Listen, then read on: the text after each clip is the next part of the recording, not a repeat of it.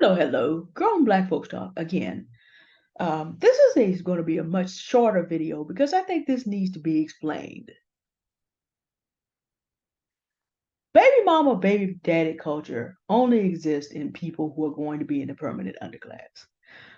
Briefly, this is why that is. Because this thing that is going on around one of the mothers of Nick Cannon's children.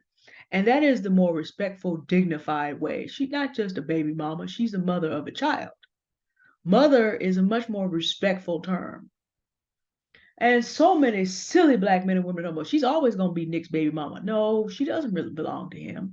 He did not do what was necessary for him to have any kind of ownership, control, authority, and agency in her life. See, as you begin to be a person who sees the world through building personal agency and responsibility and equity into your life, both in the sense of personal agency, emotionally, spiritually, intellectually, and then in terms of actual capital, you understand that there are things that happen legally, and then there's everything, there are legal paths to everything, and then there's everything else. And the further up you go in understanding how to move it as a person who understands equity, what is fair and what is just, there's a system of laws that go with that. Husbands, wives, and heirs. That's it. Everything else is destroying wealth. Nothing else confers you rights over another human being. Husbands, wives, fathers, mothers, children, in marriages. Nothing else entitles you to anything. And everybody who has real money and everybody who passes on generational wealth already knows this. See, if you are a man, usually this is a man who does this. And he ends up being the victim of a whole bunch of women who cannot get anything else out of him but money. If you spread your seed around legally, what you do is create a situation where you are the father. And therefore, as the father, you live in a society that expects that you are going to take care of your children. It's not my job, it's not anybody else's job to take care of your children. So then the legal system allows the courts to allow the mother of that child to go and get child support from you. That is what is going on because real money moves through legal systems. Money that lasts moves through legal systems. And yes, the state gets paid plenty to do this. Because why? Because because the state has a certain amount of equity in the lives of the citizens. Quite a bit. Our taxes pay their salaries. Our mess ups keep the court systems going. If you are a woman and you have children with men who are not going to provide, you put yourself in an equity destroying situation also because you are now having to do the work of two. If the father chooses to abandon the situation, you now are stuck with the work of two. And yes, you may go to the courts and the courts may do what they can, but because the legal binding is not there, the substitute will never be as good because nothing substitutes for that child having a father who is ready to be present with them. You know, that's a whole different situation. And see, here's the thing about it. Both of these paths are ways to make sure that there is no generational wealth to pass on. This is why you will observe in history that rich men may have women on the side. They often do. But they maintain a marriage and they have to make sure that they have enough money to be able to maintain all of it. Men who played around were mostly kings and princes and nobles because they could afford it. No serf really could. Average people couldn't do that as much because you have to have, and here's the thing, if you're spreading it out, then you do not have enough to pass on in one place. You just can't do it. August Wilson, I believe it was August Wilson in Fences, really discussed what was eventually going to happen to the black community. He actually predicted it. The husband cheats and has the audacity to tell his wife, I needed to be somewhere where I could, he resents being under the burden of to be a man in a country that will not acknowledge him as such, to have his wives and his children depending on him and never being able to feel like he was getting the respect. So he gets a woman on the side. He's talking about, I could go over there and laugh and be at peace and I'm not sorry. But eventually that other woman dies and he comes with the child he had with the other woman. And August Wilson predicted correctly what would eventually happen. The woman accepted the child but put him out. So August Wilson looked at two things. He looked at the resentment black men have and why black men cheat from that perspective and how unrepentant they are about the behavior.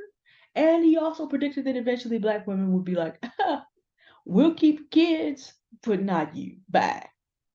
Now, what August Wilson did not predict, the plague comes to an end, I think, before this, is a generation of black men who would become increasingly violent, facing with that reality. And he also did not predict that black women eventually would go to the people that have equity and say, okay, come get them. You know, Megan Thee Stallion didn't do anything, as a matter of fact. The state of California just came and got Tory Lanez when they were ready. R. Kelly just got another 20 years on a federal level added to his sentence. Now, they will let him run it mostly concurrently, meaning that he will serve 31 years instead of 30. Mr. Kelly is in his mid 50s. So, what's going to end up happening is August Wilson didn't predict that, but that will be the end of the story.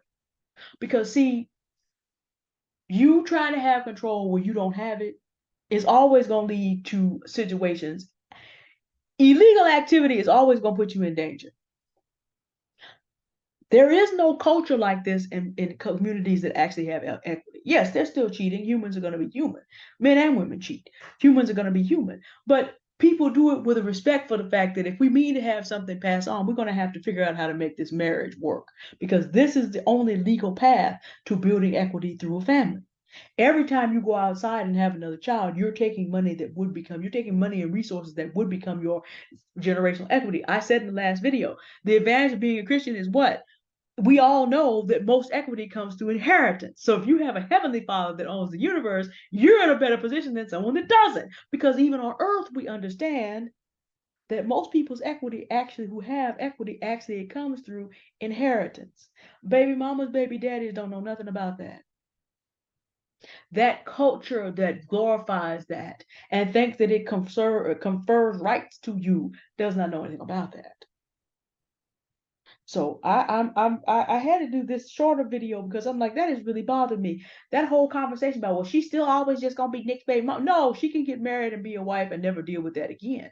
The child will eventually make 18. That child will eventually be, if she marries the man, if the young lady marries the man that she's with that she met at the museum, that child will be cultured in terms of understanding more than just the worst degenerate sides of Black life. That child will, since her father has some autoimmune deficiency things, this means that that child will have access potentially to a higher standard of healthcare and live longer. That child will be exposed to Asian culture, which is making moves around the world and even getting over on the top of Africa right now, good or bad or indifferent. But the wife is marrying into a situation where she will be the beneficiary of that. If she marries him, and will not allow herself to be misused by this man as well, she becomes his wife. Meaning, and if she hangs in there long enough, then there comes things like alimony and things of that nature. And she's still one young enough to have a child with him as well. And they will be able to build a legacy. Anybody can have lineage, but they will be able to build a legacy with the kind of support that she and that child are going to need. That child will end up probably doing better than the other women that don't know that escaping a culture that has nothing and will never have anything worried about who the baby mama and baby daddy is possible. There are many forms of equity. I guarantee you that the culture of people that thinks you're always going to be a baby mama, that does not know anything about how the rest of the world actually operates and builds wealth, I guarantee you, you stay with that kind of thinking, you're going to stay poor, broken, in the permanent underclass. You get up out of there, you can't escape it. Please refer to my previous video today on how you do that. No matter where you are, no matter how many children you may have, no matter what you did yesterday. The reasons of yesterday do not have to become the excuses for tomorrow. But if you want to invest in foolishness that does not exist anywhere where people actually have anything and understands how legal systems work, then you're just not going to have anything. You're going to stay right there acting a fool. Y'all have a good day now. Bye. Thank you for listening.